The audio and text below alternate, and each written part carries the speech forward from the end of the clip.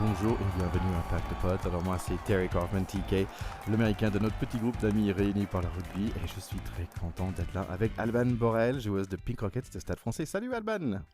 Salut TK, salut à tous, ravi de te retrouver pour un nouvel épisode. Oui, on a un super épisode aujourd'hui, un interview avec Rémi Martin. Et avant de présenter notre invité, tu as quand même vécu une super expérience toi-même. Tu étais le Special Reporter Pack de Potes lors du World Cup 2023 Draw. Donc explique-nous comment t'es arrivé d'être invité et c'était comment cette expérience?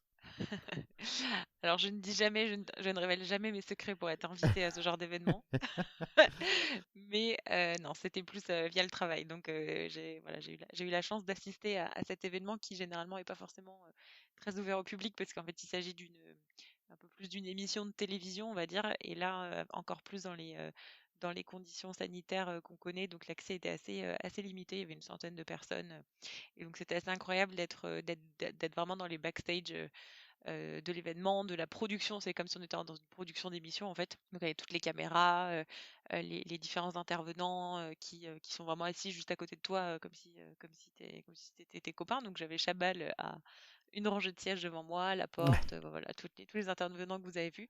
Et non, c'était très sympa. Il y avait vraiment une ambiance assez intéressante. J'ai croisé pas mal de joueurs aussi qui étaient tous contents. Et moi, ce qui me marque toujours dans le monde du rugby, par les différents auxquels j'ai pu assister, c'est dès qu'on croise des joueurs, ils sont toujours hyper cool. Enfin, Ouais. c'est vraiment des gens qui se prennent pas la tête, qui sont hyper contents à la fois de faire des photos ou juste de tchatcher avec des gens qu'ils connaissent pas du tout. Il y en a qui sont plus timides que d'autres, mais voilà, je trouve qu'il y a toujours un très bon accueil de ces joueurs qui, pour le coup, sont parfois sollicités, etc. Enfin voilà, ils ont vraiment pas le melon, comme on dit. Et je trouve que c'est toujours très agréable dans notre rugby. Bah, c'était vraiment chouette de te voir parce que tu étais sur notre Instagram, tu faisais les stories de ce journée-là et franchement c'était vraiment super, ça devrait être une sacrée expérience. Tu as pu interviewer des joueurs un tout petit peu aussi, parler avec eux, prendre des photos. Ça devrait être sympa comme tout. Et c'était quoi alors le feeling dans la salle lorsque Nouvelle-Zélande était pris dans la même poule que la France? Alors c'est marrant parce qu'il y avait c'est vrai qu'il y avait un peu un suspense, et je sais pas pourquoi, je pense que tout le monde s'y attendait. Enfin, la France et la Nouvelle-Zélande en Coupe du Monde, c'est toujours des grandes histoires. Et quand Jean Dujardin a tiré cette dernière boule, voilà, tout le monde a eu un petit ah, comme si à la fois ah on le savait, mais à la fois ah on aurait préféré que ce soit autre chose quand même. Mais honnêtement, quand je vois notre poule, je trouve que voilà, elle est plutôt abordable, on va dire. Je trouve que la poule de l'Angleterre est assez corsée. Donc voilà, j'espère qu'on arrivera à sortir notre épingle du jeu et peut-être qu'on retrouvera la Nouvelle-Zélande en finale ou sur les chemins des phases finales. Pas avant, j'espère quand même. Enfin, normalement, avant, en tout cas, ça marche pas, donc tant mieux. En tous les cas, on a 3 ans pour se préparer et bonne nouvelle, comme Théo a déjà dit dans notre émission, normalement on devrait être le podcast du Coupe du Monde 2023. Qu'est-ce que t'en penses? Bien sûr, nous le serons. Allez, si on parlait de notre invité aujourd'hui, donc c'est Rémi Martin. J'ai eu vraiment un bon moment, j'ai passé un bon moment avec lui. C'est quelqu'un qui a joué longtemps pour ton club préféré, Stade Français. Tout à fait, effectivement, Rémi qui a été un grand joueur de l'époque, de la grande époque du Stade français entre 2001 et 2008 de mémoire, et qui a effectivement participé on va dire, à la belle époque du Stade français avec plusieurs titres de champion de France et puis évidemment des sélections en équipe de France à partir de 2002 et jusqu'en 2007. Euh, Moi, ce qui m'a toujours marqué chez lui, enfin évidemment on l'a tous, je pense, remarqué d'abord par sa tignasse blonde peroxydée, qui était très à la mode à l'époque et qui d'ailleurs revient à la mode aujourd'hui. Mais voilà, je trouve que c'est quelqu'un qui est sorti du lot, pas que par sa chevelure, mais surtout par sa capacité à allier à la fois des courses assez foudroyantes et puis évidemment ses plaquages. Enfin, c'était vraiment le troisième ligne par excellence. On le qualifiait un peu de dur au mal et je crois qu'il avait il avait aussi un appétit prononcé assez avéré pour le défi physique. Oui. On le voyait. Voilà, moi, je pense que c'est les quelques souvenirs que j'ai de lui en tout cas sur le terrain. Allez, super, merci beaucoup Alban. Restez jusqu'à la fin où nous allons débriefer un peu ces entretiens avec notre Théo à nous. Et voici sans tarder notre entretien avec Rémi Martin.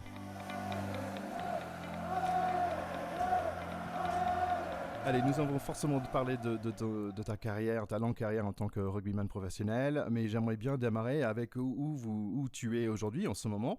Est-ce que tu peux nous parler rapidement de ton carrière actuelle? Alors où je suis, alors j'habite moi dans un petit village aujourd'hui à Châteauneuf-du-Pape. Voilà, Ah, ouais, du très bon vin, effectivement. ouais, même les Américains connaissent Châteauneuf-de-Pape. Voilà, ben, je sais, c'est pour ça que c'est pour ça que je te le dis. Voilà, donc je suis aujourd'hui directeur de 3 centres commerciaux pour la foncière immobilière Carmila. Voilà, et je m'occupe du centre commercial à Saint-Jean-de-Védas, un à Nîmes et un à Beaucaire. Voilà, dans le 30, donc dans le Gard, et un dans le 80, et un dans le 34 dans l'Hérault. Tous ces centres commerciaux sont adossés à des carrefours, donc je fais partie du groupe Carrefour aujourd'hui. Voilà. D'accord. Donc, est-ce que c'était difficile pour toi de t'adapter on va dire, aux 35 heures au bureau plutôt que tous les heures sur le terrain? Bon, même si je sais très bien, c'est pas juste 35 heures, mais Voilà, c'est ce que j'allais te dire. Bon, je fais plus de 35 heures aujourd'hui puisque voilà, on est sujet à suivre nos commerçants au quotidien. Donc, bien évidemment, je fais plus de 35 heures. Mais la reconversion a été, bah, c'est un concours. Pour moi, ça a été un concours de circonstances puisque j'avais pas du tout prévu au tout départ de faire ça. J'étais plutôt orienté sur de la préparation physique et être kiné. Donc voilà, donc c'était vraiment au départ, en fait, quand j'ai été formé pour le poste de direction de centre, c'est vrai que ça a été un petit peu compliqué, beaucoup d'informations et rester au bureau toute une journée, pour moi, ça m'était jamais arrivé. en fait, parce que oui, j'imagine que le planning quotidien d'un athlète professionnel, c'est complètement différent. Ah ben oui, un athlète professionnel, ça se lève, ça petit déjeune et puis ça va faire du sport. Ensuite, ensuite ça déjeune, ça fait un peu de sieste et ça refait du sport. Donc du coup, c'est vrai que ça change beaucoup. Et puis il faut prendre soin de son corps plus que bien évidemment c'est notre, en tout cas c'est notre outil de travail. Et il me semble qu'avec toutes les responsabilités que tu as aujourd'hui, si on les chiffrait, il y a pas mal de zéros, hein. D'où est venue la confiance d'en accepter un tel challenge? J'avais vraiment pas prévu de faire ça. J'ai été formé pendant 6 mois. J'ai préféré signer un CDD plutôt qu'un CDI parce que j'ai dit autant, ça me plaira pas du tout et je retournerai à ce que j'avais commencé. Et puis finalement, au fur et à mesure, eh bien, ça m'a plu. J'ai compris le truc. Bon, encore, j'ai beaucoup de choses à encore apprendre, hein, je suis sûr, mais aujourd'hui, je suis content, fier de travailler pour une foncière immobilière qui est voilà, Carmila. Et, euh, et puis, je crois que j'ai trouvé, j'ai encore envie d'apprendre, hein, bien évidemment, j'ai encore envie d'évoluer au sein du groupe. Et puis, voilà, enfin, comme un peu une carrière professionnelle, c'est des objectifs qu'on se fixe, c'est des objectifs qu'on a. Au fur et à mesure des années qui passent, eh bien, on se fixe des objectifs un peu plus hauts pour essayer de gravir les échelons et voilà. C'était une question que j'avais. Est-ce que c'est un côté compétitif que j'entends Ben, là ou... toujours, j'ai baigné pendant 15 ans des objectifs communs, des challenges qu'on se fixe, même personnels. Donc, du coup, aujourd'hui, c'est des objectifs que je me fixe. C'est du challenge, oui. C'est du challenge. Du challenge au quotidien avec mes commerçants pour qu'ils aient le même but et pour arriver au même, enfin, d'un point A à un point B. Comment on fait pour y arriver et comment on va y arriver. Voilà. Et je fais pareil, Ouais. voilà, pareil dans ma vie. Bah, c'est intéressant parce que je trouve que souvent on pense à des athlètes professionnels comme des personnes qui sont douées physiquement, mais j'ai l'impression surtout aujourd'hui que pour un athlète professionnel à ce jour, bah, il faut vraiment travailler le côté mental, pas juste le côté niaque, mais aussi on va dire les soft skills. Est-ce que ou le rugby t'a appris certaines soft skills que tu utilises aujourd'hui en entreprise ou lesquels ils ont appris? Tout ce que j'ai appris, c'était, voilà, pendant 15 ans, j'ai fait du rugby, bien évidemment. Et tout ce que j'ai appris dans ce sport, ben, j'essaye de le mettre au quotidien dans ce que je fais tous les jours. Essayer de créer un esprit d'équipe entre mes commerçants et moi, essayer d'avoir de la solidarité entre eux. Donc voilà, le commerçant de la restauration au bout euh, euh, aide bien évidemment le prêt-à-porter de l'autre côté de la galerie et vice-versa. Et voilà, ce que j'ai appris, en tout cas, ce que j'ai pu euh, transpirer, en tout cas pendant 15 ans, j'essaye de le transpirer à mes commerçants. Voilà. Bien dit. Il me semble aussi que tu as passé un peu de temps en tant que consultant à la radio. C'était comment cette expérience? Oui, ouais, effectivement, je travaillais un petit peu pour Sud Radio, donc c'était plutôt agréable. Alors c'est très particulier la radio parce que c'est vrai que on peut pas laisser parler les images parce qu'il y en a pas. Hmm. Donc voilà pendant 2 fois 40 minutes, eh ben, il faut tenir l'antenne et il faut parler. Il faut parler parce que les gens derrière en voiture ou derrière la radio ne voient pas d'image, donc il faut essayer de combler et de raconter le mieux possible ce qu'on peut, euh, ce qu'on peut voir sur nous, en direct sur le terrain. La bonne nouvelle pour moi, ça m'apprend le vocabulaire. Et prononciation, je suis un peu moins, mais j'ai l'impression. Non, mais ça va, je trouve que tu te débrouilles bien. Ouais, Après, ça fait un moment que tu es en ouais, France. ça fait bien longtemps. Nous, parfois, on fait des émissions Rugby Retro Classics, donc on t'inviterait un jour pour monter un de tes vieux matchs si ça t'intéresse. Ah bah, avec plaisir, avec plaisir. Bravo pour cette belle transition. Est-ce que vous gardez un contact avec le rugby aujourd'hui? Oui, bien évidemment que j'ai un contact avec le rugby. Enfin, je bosse encore avec des boîtes qui pour le tournoi Destination avec l'équipe de France. Bon, aujourd'hui, c'est un peu compliqué avec la période actuelle du Covid, Mm. mais en tout cas, quand il y a des matchs, bien évidemment, je monte à Paris, je vais voir les matchs. Je suis invité régulièrement au match du Stade Français. Alors, toujours pareil, aujourd'hui, c'est un peu compliqué, mais pour toutes les causes sanitaires qu'on peut connaître. Mais oui, je reste en contact, en tout cas, avec le sport. Ça m'a bercé pendant la moitié de ma vie, on va dire, donc enfin, une grande partie de ma vie, une grande majorité de ma vie. Donc bien évidemment, c'est ancré, bien évidemment, c'est encore là, oui, Ouais. bien sûr. Ouais, parfait. Si on parlait rugby, alors tu as quand même gagné 3 fois le champion de France avec le Stade français, mais tu as aussi gagné d'autres championnats, donc avec ta tout premier club au Bénin, et aussi le tout dernier club, donc si je le prononce bien, c'est Berdaride, si c'est bien ça. Alors, il ne faut pas oublier, en fait, c'est une entente, c'est Bédaride Châteauneuf-du-Pape. Ah, ok. Donc j'y tiens puisque j'habite là-bas aujourd'hui et j'étais un des seuls Châteaunevois en tout cas pour jouer en tout cas dans cette équipe Bédari de Châteauneuf. D'accord, il y a trop de syllabes Voilà, pour moi. Donc, c'est exactement ça. alors la plus grosse fête de célébration, c'était laquelle? C'est difficile parce que c'est difficile parce que Aubenas, ça a été en 99 et c'était mon premier club. J'avais 18 ans et gagner un titre pour ta ville, Oui. pour ton village, pour ton club de formation, bien sûr, c'est quelque chose d'extraordinaire, mais tu t'en rends peut-être pas forcément compte parce que tu es encore jeune. Et puis ensuite il y a eu les trois titres avec le Stade français. Et puis ce dernier titre avec Bédaride, donc pour finir, donc c'est compliqué, elle est très compliquée.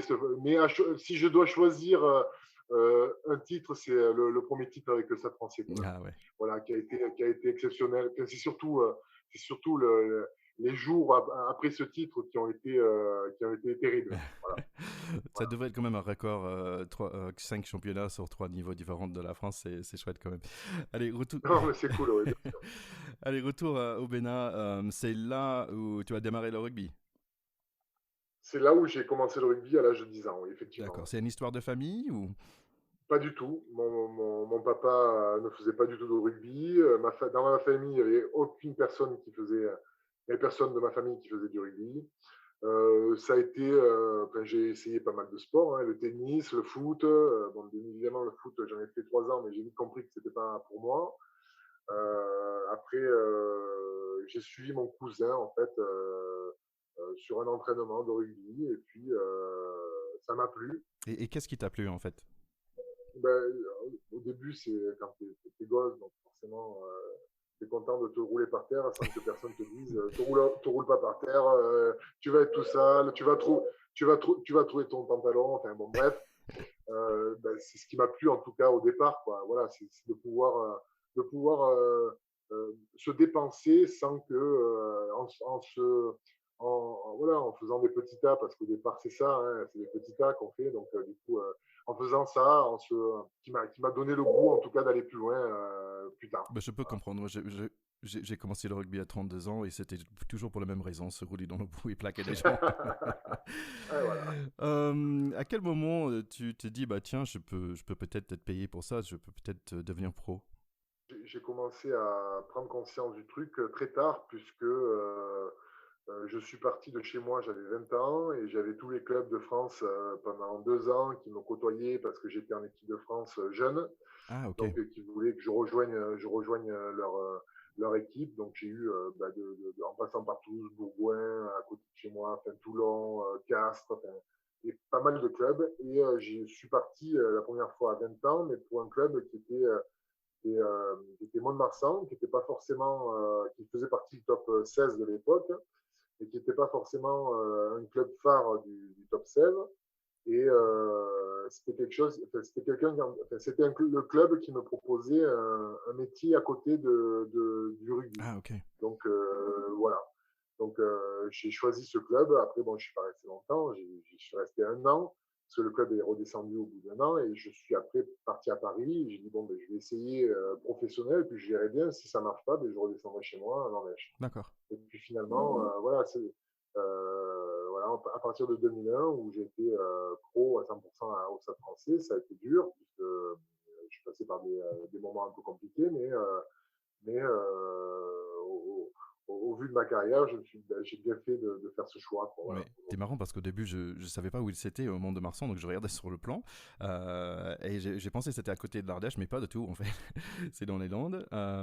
Donc ouais, c'était curieux de pourquoi t'es allé là, mais maintenant je comprends. Et en fait, aux États-Unis, je t'ai répondu à une autre question que j'avais, parce qu'aux États-Unis, on a une espèce de draft entre les niveaux universitaires et les niveaux professionnels. Donc le NFL, le NBA, tout ça, ils font leur draft. Et j'avais une question de comment est-ce qu'on est scouted ou scouté, je sais pas comment on dit ça en français, mais comment est-ce qu'on est trouvé par les grandes équipes. Et en fait, tu as dit, bah, finalement, c'est en étant sur l'équipe nationale des jeunes. Oui, ça aide, bien évidemment. Après, aujourd'hui, il y a beaucoup de jeunes qui passent par des centres de formation. Je ne suis pas passé par un centre de formation. Il n'y en avait pas beaucoup à mon époque qui sortaient pas d'un centre de formation. Donc, il y avait un centre de formation à Toulouse, il y en avait un peu partout. Et moi, c'est vrai que je suis parti de Benin, je jouais en Pro D2, et je suis arrivé en top 16 à Mont-de-Marsan, et j'étais dans l'équipe première. Voilà. Et quand je suis parti de Mont-de-Marsan, j'étais dans l'équipe première au Stade Français, et j'ai pu m'exprimer pleinement à Mont-de-Marsan et en suivant au Stade Français. Mais c'est vrai que je sors pas du. En tout cas, quand on est repéré par des clubs, souvent, c'est quand on est dans un centre de formation, qu'on fait des beaux matchs dans un centre de formation aussi. Pas que en équipe de France jeune. Mais c'est vrai que ça aide quand même pas mal. Donc en fait, on est arrivés tous les deux à Paris environ au même moment, 2000-2001. Pour moi, j'avais le jeune vingtaine aussi, et Paris, c'était juste magique. Est-ce que tu avais un peu le même ressenti ou est-ce que tu étais un peu réticent d'aller dans la capitale sur une grosse équipe comme le Stade français? Alors, bien évidemment, quand tu es ardéchois, un petit ardéchois, où en Ardèche, il n'y a pas de train qui passe en Ardèche, il n'y a pas d'autoroute qui passe en Ardèche, et que tu te retrouves à la capitale, bien évidemment, ça fait peur au départ. Mais après, tu prends goût, parce que comme voilà, je, j'ai passé, voilà, quand je dis j'ai passé des moments difficiles, c'est que j'ai profité de la vie parisienne, peut-être un peu trop. Donc voilà, donc quand je me suis posé sur le fait, bon, il faut que je me calme un peu, parce que si je veux continuer longtemps à faire ce que j'aime et vivre de ma passion, il va falloir que je fasse attention à moi. Et voilà, au bout de 6 mois, je me suis calmé quand même. Voilà. D'accord, donc tu es quand même sur cette grande équipe aussi, donc il y a une adaptation à faire sur le terrain. Est-ce que tu étais tout de suite sur le terrain ou est-ce qu'il fallait encore te prouver un peu? Ben, il fallait que je prouve, parce que j'avais derrière moi, enfin devant moi en tout cas, à ma place, j'avais quand même Christophe Juillet, Patrick Tabaco, Christophe Moni, Richard Poul-Jones, Pierre Rabadan, Hmm. et j'en oublie certainement, voilà, qui était déjà au Stade Français déjà depuis un moment. Et puis la troisième ligne que j'ai citée juste avant, elle était toute en équipe de France. Tabaco, Moni, Poul-Jones en équipe d'Angleterre, enfin, c'était Juillet en équipe de France. Donc moi, petit Ardéchois qui venait d'un club de top 16 qui était descendu l'année d'avant en Pro D2, il a fallu que je me batte pour espérer en tout cas pouvoir jouer. Voilà. Oui. L'entraîneur, c'était Connolly. Il faisait quand même confiance beaucoup aux joueurs qui étaient dans les équipes nationales. Donc, je ne faisais pas partie du lot. Donc, il a fallu que je me batte pour essayer de gagner la place. En parlant de Patrick Tabaco, c'est lui qui nous a mis en relation, donc je dis merci Patrick, et nous avons aussi fait un entretien ensemble, où nos chers écouteurs pourraient écouter ça. Donc voilà, donc il fallait vous battre pour faire un peu de place, mais quand même un sacré équipe, parce que 2002 finaliste Champions League, 2003, non c'est pas Champions League, oui c'est Champions. C'est pas, Pardon. ça se dit pas Champions League. Ah oui, je pense toujours Heineken Cup et chaque fois je le prononce Ouais, mal. voilà. Donc 2002, quand même finaliste pour la Heineken Cup, 2003 champion de France, 2004 champion de France aussi. Donc cette équipe, c'est vraiment un sacré équipe. Quels étaient les points forts en particulier? Les points forts, ben, je crois que quand il est arrivé Nick Mallette, où on a été 2 fois champion de France d'affilée, je pense qu'on avait la meilleure équipe de France, vraiment. On était tous internationaux, uruguayens, argentins, français, anglais, enfin, il y avait toute cette équipe. Enfin, je pense en tout cas le point fort de, de, de ces 2 années-là d'affilée où on est champion, c'était notre paquet d'avant. Voilà, il y a Peter de Villiers, Sylvain Marconnet, Landreau, après il y a eu Benoît Auguste, on était Oradou, Mike James, qui était international canadien, et j'en oublie certainement, Pablo Lemoine, qui était pilier uruguayen, on était, je pense, indéboulonnable. C'est pour ça que les 2 ans d'affilée où on était champion, on est quasiment premier toute la saison et on finit champion, et ce qui est logique, voilà, presque. Bonne nouvelle, c'est que maintenant je comprends le mot indéboulonnable. C'est un mot que j'ai appris récemment. En fait, on a des jeunes joueurs, des jeunes écouteurs parfois, et ils connaissent pas forcément cette Ouais, équipe. Et est-ce qu'il y a un joueur en particulier, ils devraient vraiment connaître. Par exemple, j'ai pensé, je sais pas, Domingo bah, ou des choses comme ça. Mais peut-être, oui, effectivement, il y a Diego Dominguez qui est quand même qui a été énormément connu. Euh, Sur cette équipe-là, je pense que Peter De Villiers, il y a eu même, enfin, pas cette année-là, mais en tout cas, il y a un peu après, il y a eu Fabien Galtier, donc qu'aujourd'hui on connaît tous bien et mieux. Euh, comme Christophe Dominici, bien évidemment. Voilà. Paix à son âme aujourd'hui, puisqu'il il ne fait plus partie de notre monde, de notre grande famille du rugby. En parlant de Fabien Galtier, donc en fait, je trouvais ça intéressant parce qu'il passait de ton coéquipier un an et après, il est devenu ton coach. Et dans le monde d'entreprise, bon, ça arrive assez souvent, mais dans le rugby, est-ce que tout le monde l'attendait, cette change? Est-ce que c'était normal, cette convention pour lui à Alors, l'époque? effectivement, ça a été mon capitaine en équipe de France et au Stade français. Ça a été après mon coach, effectivement, pendant 4 ans à Paris, où on a été champion de France la dernière année en 2007. Et après, ça a été de nouveau mon coach quand je suis parti de Bayonne à Montpellier, où j'ai bossé encore avec lui pendant 2 ans.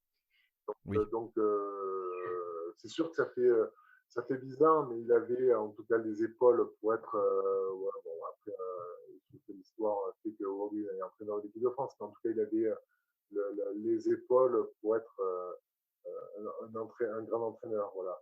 Alors, il fait pas toujours l'unanimité, mais en tout cas, pour certaines choses, il est très bon. Il est vraiment très bon.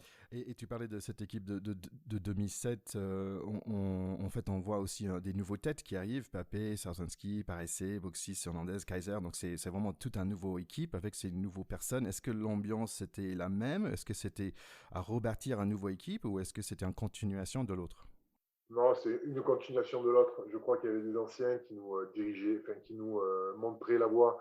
Euh, euh, L'année où on a été champion de France en 2017, si tu vois l'équipe, ben, Peter De Villiers blessé, Sylvain Marconnet blessé, Oradou, il rentre les 15 dernières minutes, il est blessé parce qu'il revient de blessure.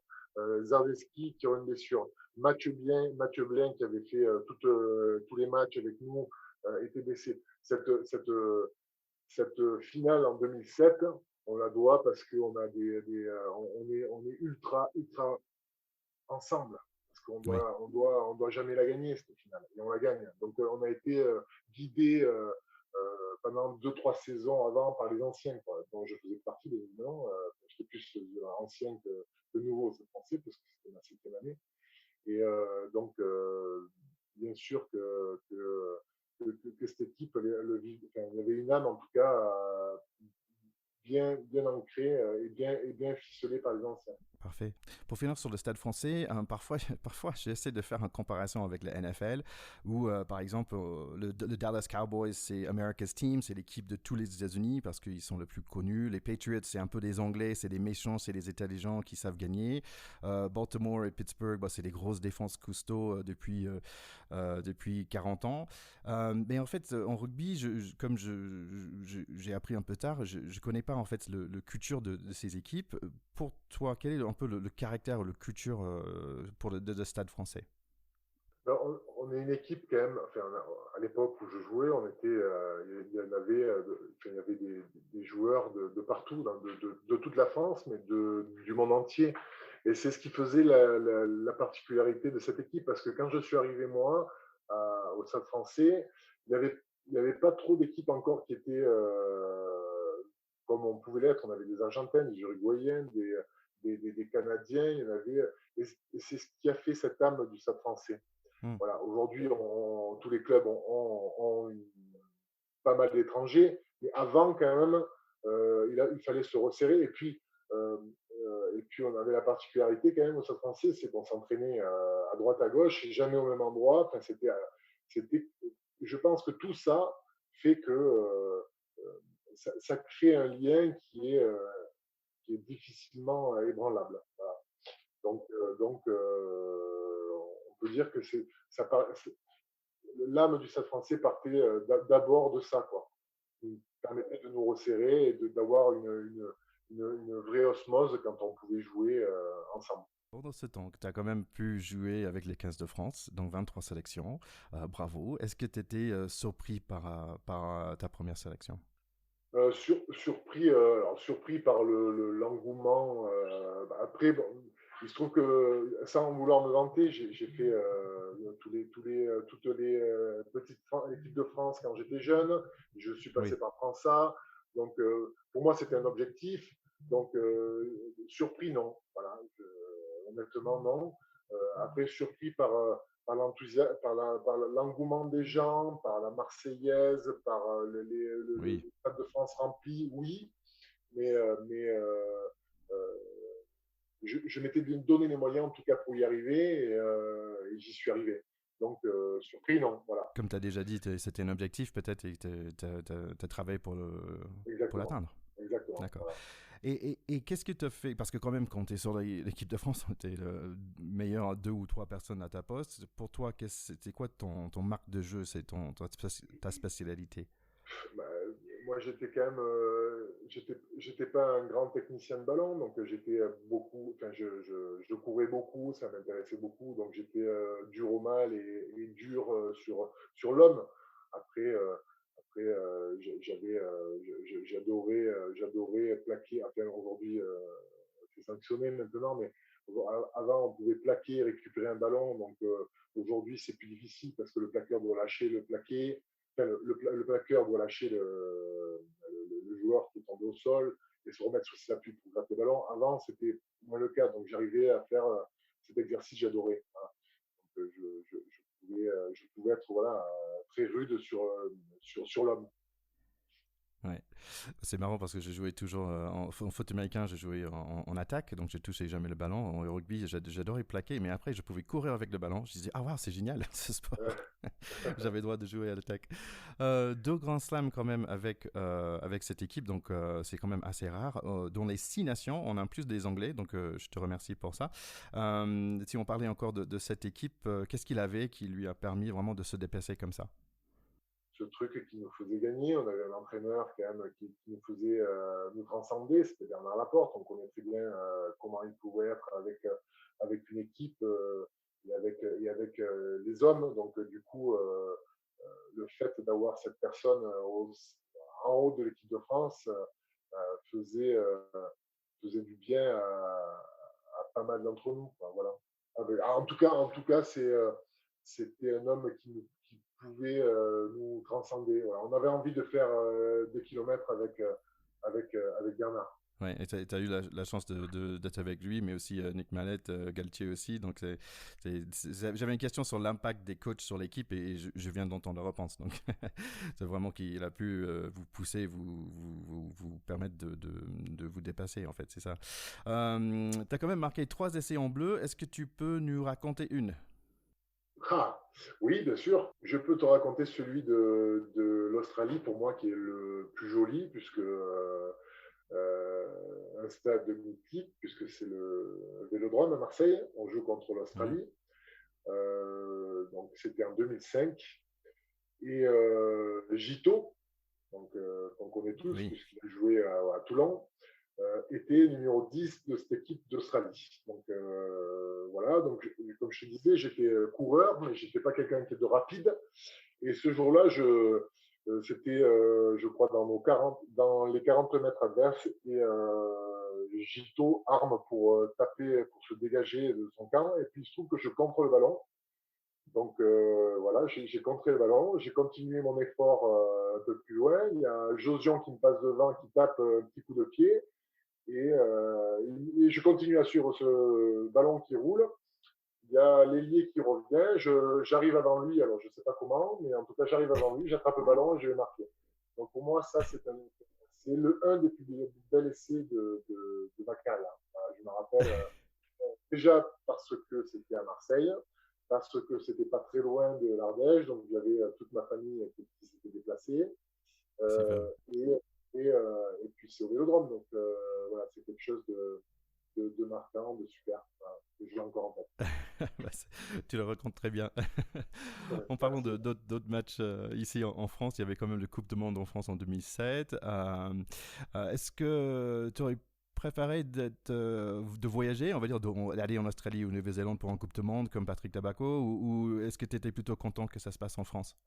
Alors j'étais content que ça se passe en France, puisque une Coupe du Monde, on se dit pas, tiens, paf, c'est bon, on est pris pour la Coupe du Monde. C'est des années de boulot pour essayer de pouvoir enfin, faire partie du groupe France, des 33 qui ont été pris cette année-là. Donc c'est pas facile, donc il faut bosser, c'est très dur. Il y a certes une préparation en équipe de France, mais avant ça, il y a des matchs à réaliser pendant 3 ans avant pour essayer d'avoir cet objectif-là, faire une Coupe du Monde. Alors que ce soit en Hmm. France ou ailleurs, peu importe, en France, la particulier, enfin, le truc euh, qui nous, en tout cas, qui nous hantait, c'était faire cette Coupe du Monde en France, ok, mais gagner cette Coupe du Monde. Bon, ça n'a pas été le cas en 2007 et toujours pas aujourd'hui. Donc, j'espère que la prochaine, en tout cas, sera la bonne. Voilà. C'est vrai que c'était un début de Coupe du Monde un peu difficile avec un perte contre l'Argentine, mais quand même, il y avait une super victoire des Français contre les All Blacks cette Coupe du Monde en 2007. Nous allons sortir un épisode spécial sur ce match en particulier. Est-ce que toi, tu as un souvenir de ce match en particulier que tu peux partager? Alors pour moi, c'était difficile puisque j'étais dans les tribunes ce jour-là, donc voilà, donc compliqué pour moi, mais très content pour la France puisque bien évidemment j'en faisais partie, même si j'étais dans les tribunes. Je trouve que le moment euh, euphorique, c'est quand Elissade prend le ballon, qui tourne, voilà, voilà, qui prend le ballon et qui va dans son camp et qui tape un grand de chandelle pour dégager le ballon parce que le match est fini et plié et tu vois les Blacks désespérés à courir derrière Elissade, voilà, c'est perdu pour eux alors qu'ils n'avaient pas envisagé ce programme-là. Voilà. Donc pour moi, Ouais. c'est cette image qui est superbe. Voilà. Est-ce que tu as d'autres bons souvenirs de ce Coupe du Monde? Alors oui, j'ai toujours pareil, c'est au Vélodrome, c'est mon deuxième essai, en tout cas avec les Bleus, où je marque contre la Géorgie. Alors certes, la Géorgie, Ah oui, j'ai vu cela. bien plus en dedans qu'une nation contre la France. En tout cas, j'ai réussi à marquer cet essai en coin contre la Géorgie. Donc, bien évidemment, ça reste un super souvenir. Marquer un essai en 2007 pour la Coupe du Monde. Parfait. Allez, si on parlait un peu de technique pour des gens comme moi qui peut-être, moi j'ai commencé en folklore, donc en gros le plus gros c'est devant, le plus grand c'est en deuxième ligne et les plus fous furieux au niveau de plaquage c'est en troisième ligne.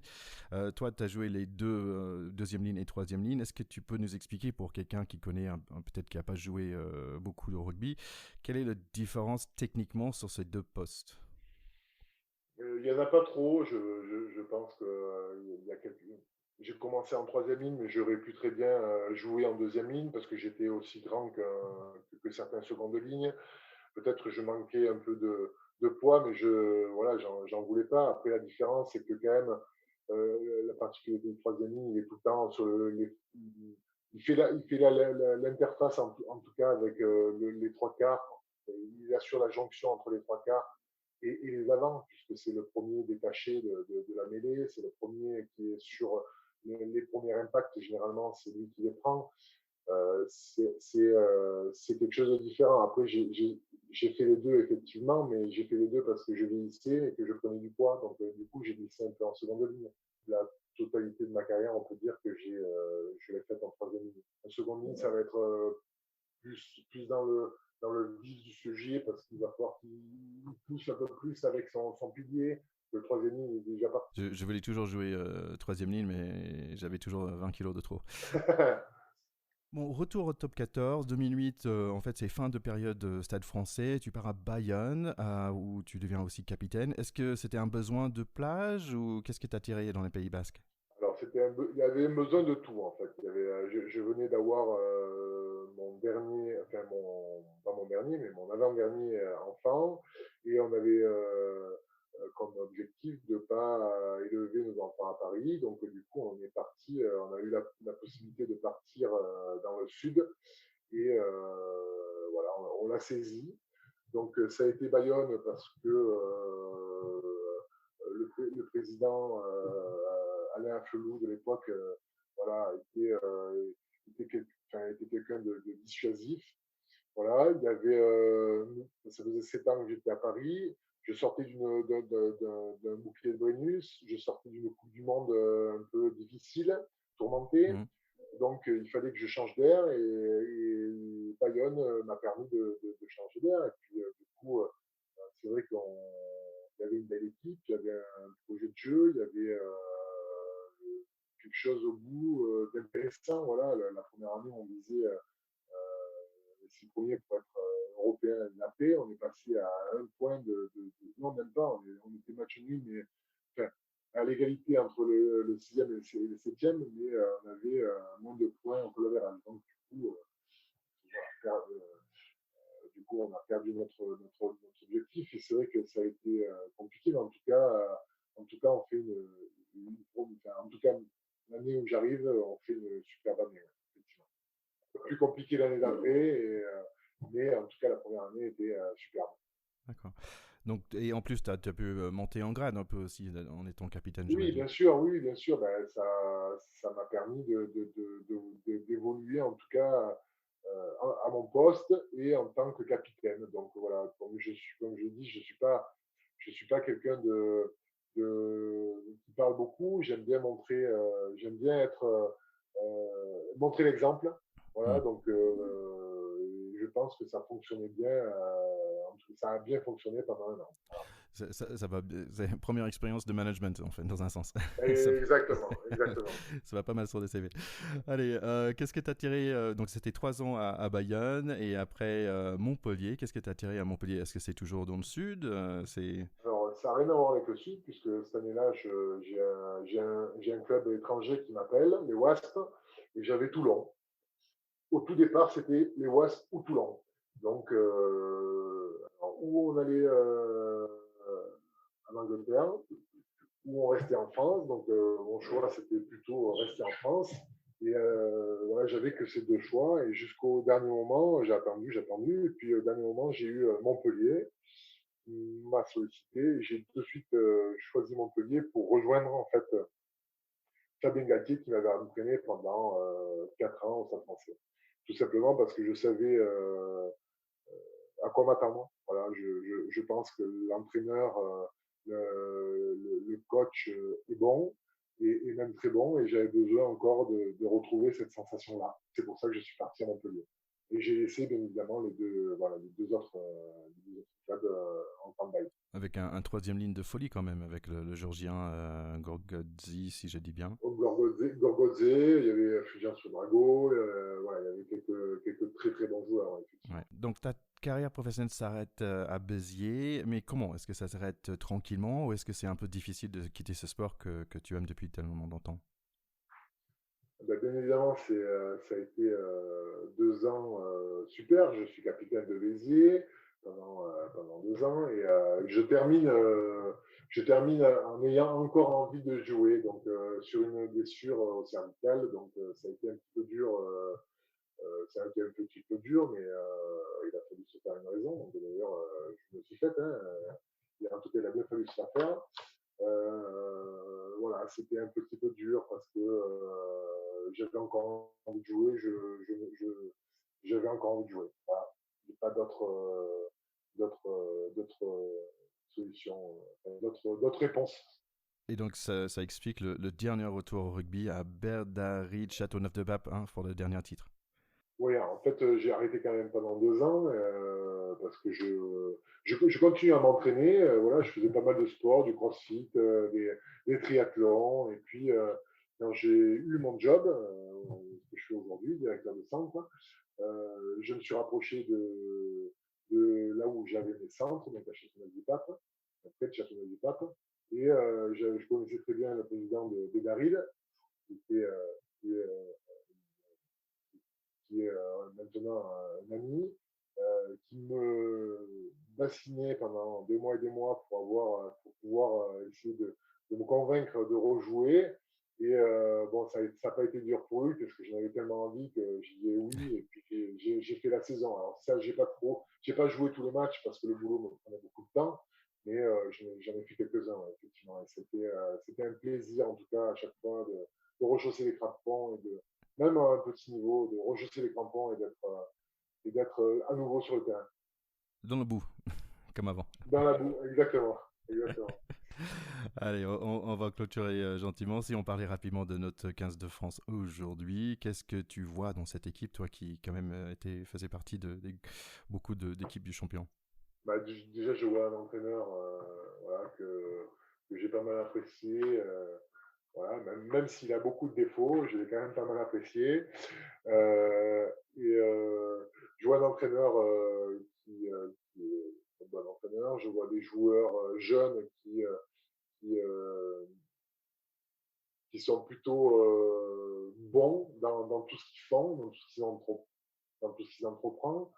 J'ai l'impression qu'il y a une solidarité autour de ce capitaine qui est superbe. Voilà, elle est encore jeune, cette équipe de France, elle a le temps de mûrir un peu, mais je trouve que, en tout cas, ce qu'elle propose aujourd'hui, le public ça faisait longtemps que le public attendait ça. Donc je suis plutôt fier d'être français, d'avoir porté le maillot de l'équipe de France quand je vois cette équipe-là se bouger comme elle se bouge. C'est vrai que c'est une équipe qui donne le plaisir. Major League Rugby aux États-Unis, ça commence, moi en tant qu'Américain, j'ai des doutes si ça va marcher. À ton avis, est-ce que ça peut marcher le rugby aux States? Ouais, ça peut marcher. Aujourd'hui, mes fils, j'en ai un de mes fils qui est à New York et qui joue au rugby. Bon, Ah ouais? il est petit, hein, c'est un petit de 14 ans. Et pourquoi pas, je dirais oui. J'aimerais en tout cas que ça fonctionne et qu'il perce en tout cas là-bas, là où il est. Ouais. Bah, c'est marrant parce qu'à l'époque, pour moi, c'était un sport qui vraiment. Il y a quelques personnes qui jouent à l'université dans des tout petits clubs, mais vraiment, je pense que personne connaissait de tout ce sport, sauf qu'il y avait une fois sur Friends, un truc de rugby, mais c'est tout. Écoute, pour finir, à Pacte de Potes, en fait, on est un groupe d'amis qui est réuni par le rugby. Je sais que tu as perdu un ami proche récemment. Est-ce que tu veux nous laisser une petite histoire ou un souvenir ou un mot concernant Christophe Domenici? Ah, Christophe, bien évidemment, on a fait quelques matchs en équipe de France, puisque voilà, il en a fait bien plus que moi, mais en tout cas, on a eu l'occasion de jouer en équipe de France ensemble. On a eu surtout l'occasion de se rencontrer au Stade Français. Christophe, il a toujours eu, il était toujours là pour toi quand tu avais besoin de quelqu'un, en tout cas. Et il avait ce don, parce qu'on peut appeler ça un don, pour toujours avoir le bon mot et la bonne justesse.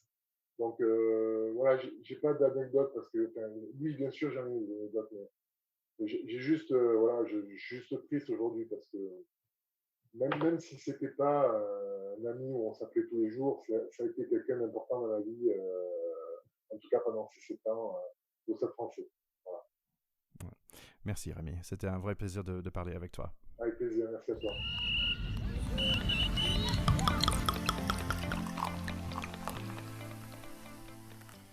Un grand merci à Rémi, et pour débriefer un peu, je suis très content d'avoir avec moi Théodore de Saint-Rémy. Salut Théo. Ouais, salut Thierry. Très heureux d'avoir écouté cette interview que tu as réalisée comme toujours avec talent. Ah, merci. Comme tu as joué dans l'autre club parisien à l'époque, c'est-à-dire Racing 92, est-ce que tu as joué contre lui ou tu l'as rencontré? Alors, en fait, moi je jouais au Racing à l'époque, mais le Racing à l'époque était un club de Pro D2, puisqu'il est remonté à la fin des années 2000 dans l'élite. Donc non, on avait fait quelques confrontations, notamment dans une espèce de coupe de la Ligue, une fois où on avait pris une raclée d'ailleurs mémorable. Je ne sais pas s'il jouait ce match-là. Je me souviens que Patrick Tabaco l'avait joué en revanche. Mais Rémi Martin, moi, je le connais pas. J'ai joué de nombreuses fois contre certains de ces clubs, puisque Aubenas était un club avec lequel, il le dit très bien, ils ont été champions de Fédéral 1, ce qu'on appelait groupe B à l'époque.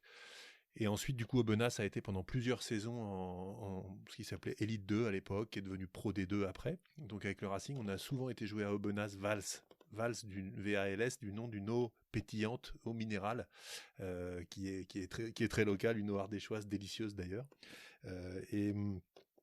Quand je jouais contre Aubenas, Rémi Martin était déjà parti à Mont-de-Marsan. Donc je n'ai pas joué contre lui à Aubenas, peu importe. Ce que j'ai beaucoup aimé dans cette interview, c'est l'interview d'un passionné de rugby. Il dit avec beaucoup d'humilité, ouais, c'est pas trop mon univers, je joue au foot, au tennis, à d'autres choses.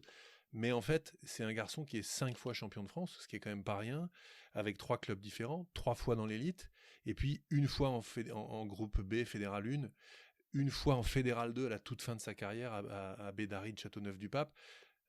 Et il dit, j'avais arrêté, j'ai repris le plaisir de rechausser les crampons, d'être un peu le papa d'une équipe et puis d'aller chercher un titre. Je trouve que ces titres-là de Fédéral 2, dans les souvenirs des joueurs, des amoureux de ce sport, ils sont parfois plus chers à leurs yeux encore que des grands titres, on va dire médiatisés, surmédiatisés, parce que c'est des titres d'aventure et de bande de copains. Quoiqu'au Stade Français, on voit aussi, c'est pour ça que ça doit être un bon camarade, ce garçon-là, qu'ils étaient dans une histoire d'aventure de copains. Il le dit, notamment le titre, je crois, de 2007. Bon, ils étaient brinque-ballés un peu à droite à gauche. Ils étaient un peu les premiers à avoir plein d'étrangers. Ils se construisaient leur propre identité. Ils n'avaient pas de stade d'entraînement à l'époque. Ils n'avaient pas encore piqué le stade de l'ex-ACBB. Le Saut du Loup, qui est maintenant leur lieu d'entraînement. Il y a eu un conflit là-dessus, d'ailleurs, entre les clubs, qui a été assez marrant au début des années 2010.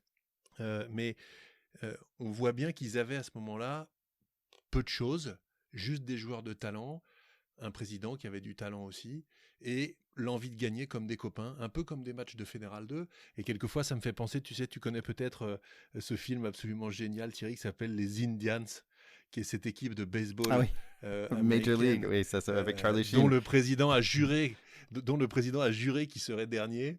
Et c'est une présidente d'ailleurs, je crois, qui finit par leur couper l'eau chaude dans les douches, à faire tout pour qu'ils perdent. Et en fait, eux, ils gagnent. Et j'adore ce film parce que ça révèle aussi combien dans le sport collectif, quelquefois, c'est pas une affaire d'argent, c'est pas une histoire de projet, d'infrastructure, de machin, c'est une affaire de copains. Et dans le rugby, on le sent, on le sait. C'est avant tout l'âme qu'il y a dans le vestiaire entre 15, 22, 30, 40 joueurs pour aller chercher un titre, et bien sûr, qui fait que ça marche ou pas. Et on voit bien que Rémi Martin, c'est un garçon qui s'est épanoui dans ces contextes-là. T'es pas champion de France en groupe B, en Fédéral 2 et 3 fois dans l'élite, sans être un camarade de vestiaire et un mec qu'on a envie de suivre. Voilà. C'est génial, tu dis ça c'est super bien. Et en plus, il a une vie après rugby qui correspond un peu à la tienne aussi, parce que dans la vraie vie, tu es directeur commercial tout comme lui.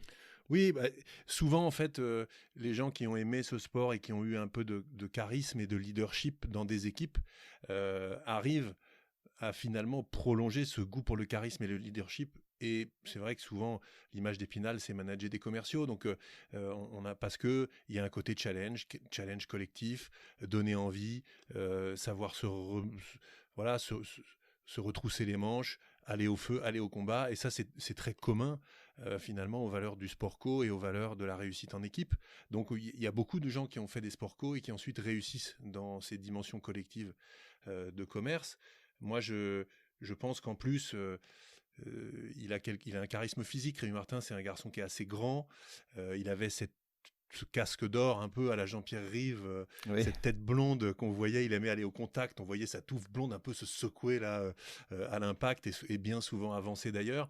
Et voilà, c'est un peu comme euh, un trophée, un porte-drapeau, quelque chose. Dans une mêlée historique et moyenâgeuse, c'est l'espèce de chevalier qu'on a envie de suivre. C'est des mecs qui se voient au combat et sur le champ de bataille. Il a ça tout à fait, je trouve, ancré dans sa personne, Rémi Martin. Alors, j'ai pas le plaisir de le connaître, mais je suis persuadé qu'il s'éclate.